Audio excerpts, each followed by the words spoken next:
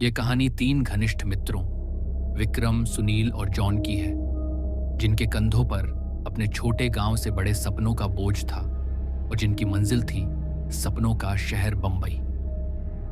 सुनील और विक्रम, जो अब तक गांव की सुकून भरी गलियों और कॉलेज के शांत माहौल में पले बड़े थे, कभी सोच भी नहीं सकते थे कि इस विशाल महानगर में सफलता की राह इतनी कंटीली और पथरीली होगी। वहीं जॉन, जिसके खून में व्यापार की सूझबूझ और संघर्ष की आदत थी, अपने पिता को दिन रात कड़ी मेहनत करते देख चुका था। वह जानता था कि इस आपाधापी भरी दुनिया में कामयाबी यूं ही थाली में परोस कर नहीं मिलती।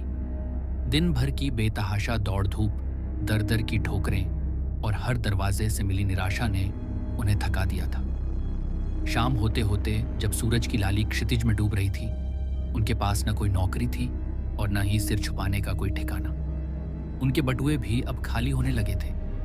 वे तो बस एक दो दिन का गुजारा सोचकर निकले थे, इस उम्मीद में कि आते ही कोई चमत्कार होगा और उन्हें झट से काम मिल जाएगा। मायूसी के घने साए में तीनों ने एक छोटे से बेनाम होटल में रात का खाना खाया। निवाला उनके हलक से उतर ही नहीं रहा था। रात के स्याह अंधेरे में थक हार कर तीनों एक आलीशान इमारत के बाहर बड़े पत्थरों पर बैठ गए। समय का पहिया जैसे थम सा गया था। एक दो घंटे कैसे गुजरे उन्हें पता ही नहीं चला। तभी इमारत के बूढ़े, जरा गुस्सैल से चौकीदार की नजर उन पर पड़ी। उसकी भारी भरकम आवाज रात की खामोशी चीरती हुई आई। कौन हो तुम लोग? यहां क्यों बैठे हो आधी रात को? तीनों, जो इस अनजान शहर में पूरी तरह अजनबी थे, डर कर तुरंत खड़े हो गए। उनकी आवाज में बेबसी थी जब उन्होंने अपनी पूरी दास्तान चौकीदार को सुनाई। चौकीदार की आंखों में अचानक नमी सी आ गई। उसे याद आया, ठीक ऐसे ही कई साल पहले वह भी इसी शहर में काम की तलाश में भटक रहा था और किसी ने उसे सहारा दिया था। आज वह कम से कम इस बड़े शहर में एक छोटी सी नौकरी के साथ सम्मान से जी पा रहा था। जॉन, जो तीनों में सबसे समझदार और व्यावहारिक था, जानता था कि उनकी जेब किराए का कमरा अफोर्ड नहीं कर सकती। उसने हिम्मत करके चौकीदार से किसी सस्ते या मुफ्त ठिकाने का जुगाड़ करने की विनती की। चौकीदार ने अपना पुराना घिसा पिटा फोन निकाला और एक नंबर डायल किया। वह अपने एक दोस्त से बात कर रहा था, जो वहां से कुछ ही दूर बंगला नंबर 17 में साफ सफाई का काम करता था। चौकीदार ने उसे तीनों की आपबीती सुनाई। फोन पर उसके दोस्त की आवाज आई, मेरे साहब तो अपने परिवार के साथ 2 महीने के लिए बाहर गए हैं, तब तक मैं रहने का इंतजाम कर सकता हूं। ये सुनकर तीनों दोस्तों की मुरझाई हुई आंखों में एक चमक सी लौट आई। आप हमें बता दीजिए, हम उनके पास कैसे पहुंच सकते हैं? उन्होंने एक साथ पूछा। चौकीदार ने मना किया।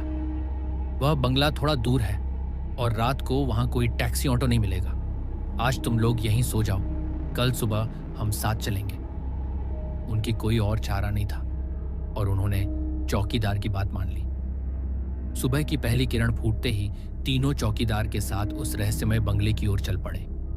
जैसे ही वे बंगले के करीब पहुंचे, उसकी विशालता और पुरानी वास्तुकला ने उन्हें मंत्रमुग्ध कर दिया।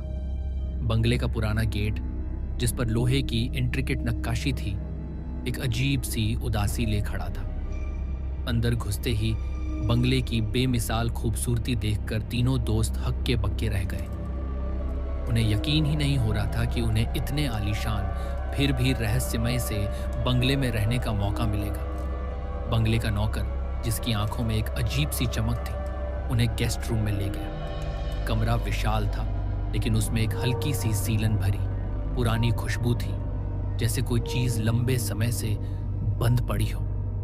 तीनों दोस्तों ने कमरे में पहुंचकर राहत की सांस ली, जैसे बरसों के सफर के बाद उन्हें कोई पड़ाव मिला हो। जल्दी से वे नहाकर तैयार हुए और फिर से काम की तलाश में निकल पड़े। उनके मन में एक नई उम्मीद जाग चुकी थी। रहने का ठिकाना तो लग चुका था, अब बस तलाश थी एक अच्छी नौकरी की जो उनकी जिंदगी को पटरी पर ले आए। लेकिन उस दिन भी किस्मत ने उनका साथ नहीं दिया। सुबह से शाम हो गई और वे फिर से हताश होकर बंगले में लौट आए। नौकर ने उनके लिए खाने का इंतजाम कर रखा था, जिससे उन्हें बहुत राहत मिली। आज तीनों दोस्तों के लिए उस बंगले में पहली रात थी। जैसे ही रात के 12 बजे अचानक विक्रम की नींद बुरी तरह टूट गई। उसकी आंखें खुली तो उसने खुद को अपने बिस्तर पर नहीं बल्कि एक अंधेरे दम घोटू तहखाने में पाया। हवा में धूल और सीलन की गंध थी और चारों ओर पुराना टूटा फूटा फर्नीचर और अजीबोगरीब सामान जमा था जिस पर मकटा जाल बिछा हुआ था। उसे एक पल के लिए भी समझ नहीं आया कि वह यहां कैसे पहुंचा। दिल की धड़कनें तेज हो गईं। उसने घबराहट में अपने दोस्तों को आवाज लगाई, सुनील, जॉन, कहां हो तुम? लेकिन उसकी आवाज सिर्फ खाली दीवारों से टकरा कर लौट आई। कोई जवाब नहीं। तभी उसके कानों में अचानक सब कुछ सुनाई देना बंद हो गया, जैसे किसी ने बाहर की दुनिया की आवाजें काट दी हों। अब उसे सिर्फ एक औरत के डरावने दर्द भरे रोने की आवाज सुनाई दे रही थी, एक ऐसी आवाज जो रूह कंपा देती थी। विक्रम चिल्लाया, कहां हो तुम? क्यों रो रही हो? कौन हो तुम? अगले ही पल जैसे किसी अदृश्य शक्ति ने उसे खींच लिया हो, वह अपने बिस्तर पर वापस आ गया। वह पसीने से लथपथ था, उसका दिल बुरी तरह धड़क रहा था। उसने तुरंत सुनील और जॉन को जगाया और कांपते हुए पूरी घटना बताई। सुनील और जॉन ने उसकी बात का मजाक उड़ाया, अरे यार, तूने कोई भयानक सपना देखा होगा। इस बंगले में हमारे अलावा कौन होगा? विक्रम भी दोस्तों की बातों पर यकीन करने की कोशिश करता हुआ उस रोंगटे खड़े कर देने वाले अनुभव को एक बुरा सपना समझकर नजरअंदाज कर देता है और डरते डरते फिर से सो जाता है। लेकिन नींद अब उसकी आंखों से कोसों दूर थी। सुबह हुई, लेकिन पिछली रात के अनुभव ने विक्रम को अंदर तक हिला दिया था। फिर भी काम की तलाश उन्हें बाहर खींच लाई। जैसे ही वे बंगले के विशाल लोहे के गेट से बाहर निकले, एक अजीब सी शांति छाई हुई थी। तभी अचानक उनकी नजरों के सामने एक रहस्यमयी औरत प्रकट हुई। उसकी शक्ल धुंधली थी, जैसे कोई परछाई हो, लेकिन उसकी आंखों में एक अजीब सी चमक थी। उसने बिना कुछ कहे तेजी से विक्रम के हाथ में एक मुड़ी हुई चिट्ठी थमाई। चिट्ठी पर एक पता लिखा था और एक अजीब सी आवाज ने उसके कानों में गूंजी, इस पते पर जाओगे तो काम मिल जाएगा। इससे पहले कि वे कुछ समझ पाते, वह औरत जैसे हवा में गायब हो गई, उनकी नजरों से ओझल होते हुए जैसे कभी थी ही नहीं। तीनों दोस्त एक दूसरे का मुंह ताकने लगे। उन्हें काम की सख्त जरूरत थी, लेकिन यह औरत कौन थी और उसे उनकी जरूरत के बारे में कैसे पता चला? उनके मन में अनगिनत सवाल कौंध रहे थे, पर काम की डेस्परेशन ने उन सवालों को पीछे धकेल दिया। उन्हें लगा कि शायद ये भगवान का भेजा हुआ कोई संकेत है उनकी मदद के लिए। बिना देर किए वे उस रहस्यमय चिट्ठी में लिखे पते की ओर चल पड़े। उनके दिल में एक अजीब सी उत्सुकता और डर का मिश्रण था। पते पर पहुंचते ही उनकी आंखें फटी की फटी रह गईं। सामने एक गगनचुंबी शीशे की कंपनी की बिल्डिंग खड़ी थी, जिसकी भव्यता देख वे दंग रह गए। यह कोई छोटी मोटी कंपनी नहीं, बल्कि शहर की सबसे प्रतिष्ठित और सफल कंपनियों में से एक थी। तीनों कंपनी के विशाल गेट पर पहुंचे और सुरक्षा गार्ड को वह रहस्यमयी चिट्ठी दिखाई। गार्ड ने बिना देर किए चिट्ठी को नियुक्ति विभाग में भेज दिया।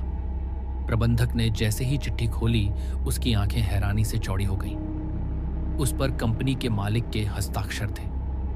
वह अचंभित होकर तीनों से पूछता है, आप हमारे मालिक को कैसे जानते हैं? विक्रम, जो अभी भी आधी अधूरी चेतना में था, जवाब देता है, मैं तुम्हारे बॉस का दोस्त हूं।